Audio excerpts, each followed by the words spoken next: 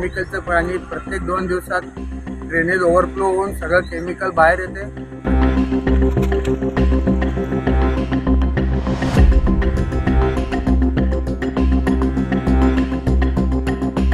लोक बाया पडा लागले तर बसवून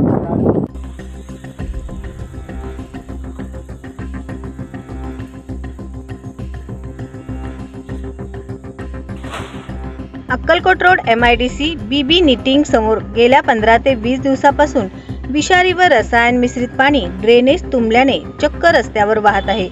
गेल्या महिन्यापूर्वीच ही ड्रेनेज लाईन नवीन तयार करण्यात आली, परंतु ते काम निकृष्ट झालेलं आहे। त्यामुळे मोठ्या प्रमाणात गटारीचे पाणी रस्त्यावर वाहत आहे। या रस्त्यावर मोठमोठे दगड खड्डे पडल्याने तिथून कामगारांना जाणे, वाहनांना जाणे, रस्ताच नसल्याने मोठा अपघात होण्याची शक्यता नाकारता येत नाही। सदर गटारीचे केमिकल युक्त पाण्यामुळे कामगार, कारखानदार व रहिवाशांचे जीव धोक्यात आले आहे। याबाबत तेथील रहिवासी, कारखानदार मनपा प्रशासनाला अनेक वेळा सांगून तक्रार केली तरी तक्रारीची कोणतीही दखल घेतली जात नाही, असे तेथील कारखानदारांचे म्हणणे आहे। ऑन द स्पॉट SB न्यूजच्या माध्यमातून MIDC प्रशासन याकडे लक्ष द्यावे या उद्देशाने सदरची बातमी प्रसारित करीत आहोत। कॅमेरामन श्रीनिवास बोगा, वृत्त संकलन रेखा आडकी व तेथील त्रस्त कामगार बंधू काय म्हणाले ते पहा। नमस्कार, माझं नाव लक्ष्मीनारायण आहे। मी सामलेटी कारखान्यात काम करतोय। मागील 1 वर्षापासून या कारखान्यासमोरील पूर्ण रस्ता अक्षरशः चाळण करून ठेवलेली आहे।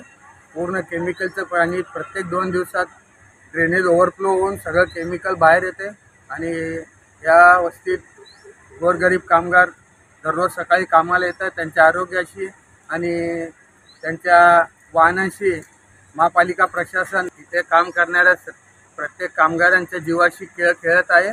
तरी मी महापालिका प्रशासन आणि सरकारला विनंती करत आहे, येथील रस्ते आणि ड्रेनेजचं काम लवकरात लवकर करावे आणि नागरिकांच्या आरोग्याशी खेळू नये ही माझी नम्र विनंती आहे। नमस्कार, हे जे समोरचा रस्ता दिसते BB निटिंगच्या समोरचा, हा जो पाणी आहे पूर्ण केमिकलचं पाणी आहे। दिवसातून रोज 7 ते 8 लोक गाड्या स्लिप होऊन पडत आहेत। नवीन ड्रेनेज लाईन करून पण काय उपयोग नाही आतापर्यंत। किती दिवसापासून होतं असं? हे झालं 15-20 दिवस आहे। मग कोणी अधिकारी वगैरे कोण म्हणजे तक्रार केलं? काय नाही, ते फक्त लांबनं बघून